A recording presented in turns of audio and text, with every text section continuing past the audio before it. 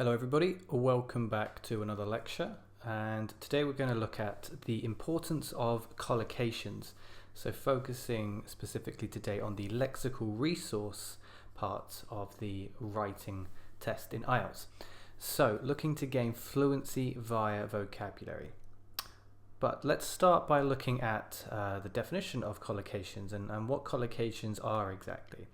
So what is a collocation?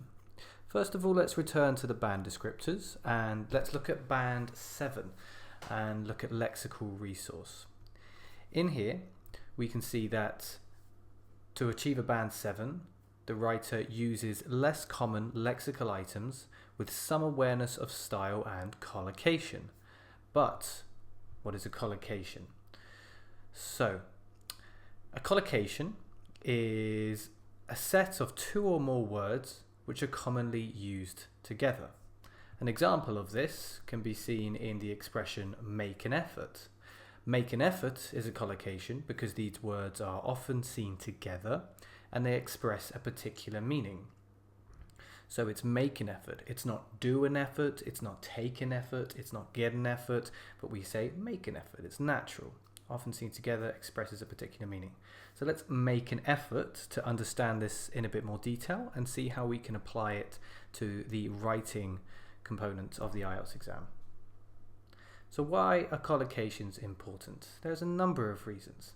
First of all, collocations make language fluent, precise, expressive and natural. Compare he's getting a tattoo and he's making a tattoo. Now, if you use the wrong version, your English will instantly be exposed as weak. Note here that getting is correct. We say to get a tattoo, not to make a tattoo. It's a common mistake, that one. As well as that, collocations allow us to express lengthy ideas with just a few words, saving us precious time in the test. So compare he has decided what he is going to do with he has made up his mind. The second version, of course, is much shorter. It's a collocation. Make up your mind, a collocation. It's both more natural and more concise. Finally, collocations, when grouped together, they can demonstrate our language command. And we can see that in the next slide here. Collocations in use. So, have a look at these two paragraphs here and tell me which one of these paragraphs shows a strong command and which one shows a weak command. Let's start by looking at the first one. One of the heavy problems about transport in public places is the expensive prices of tickets which people pay. This might happen due to the absence of competition between bus and train companies, which means that solitary companies can control the transport choices in an entire area and can therefore put their fees to be as expensive as they want. Now let's have a look at the second paragraph. One of the most pressing problems with public transport is the extortionate ticket prices which customers are required to pay. This might happen due to the lack of competition within the public transport industry, allowing one company to have a monopoly over transport options and charges in a particular town or city.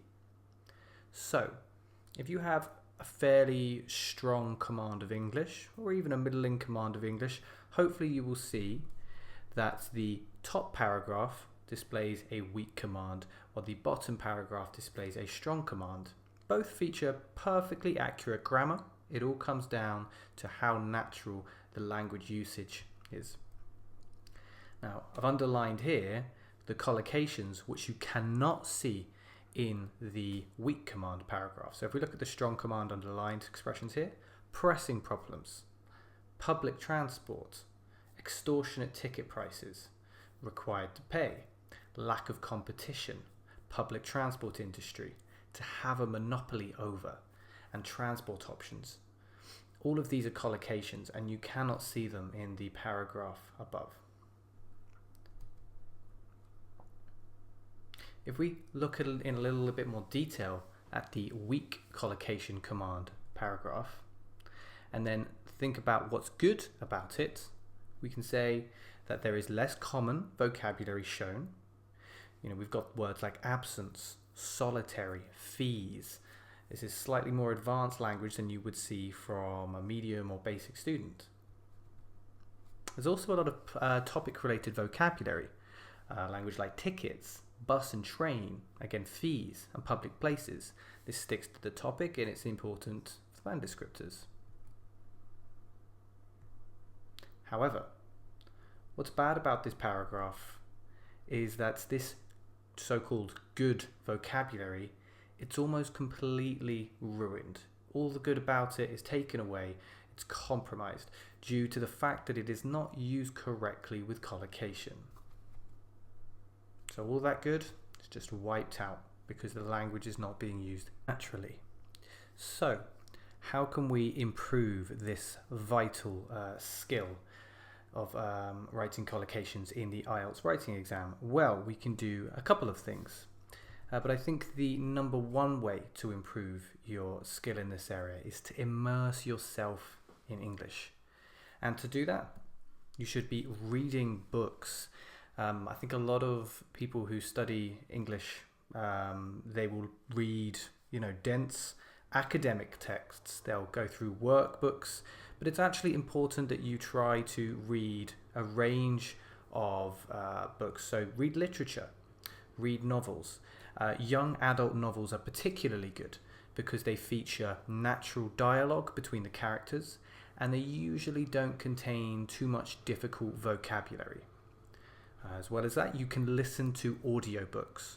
Audiobooks are much better than music, English music with English lyrics for studying. Baby, baby, baby, oh will not help you in the IELTS exam. Lastly, you can have conversations with native speakers. There are websites online nowadays which offer you the possibility to speak to natives for free.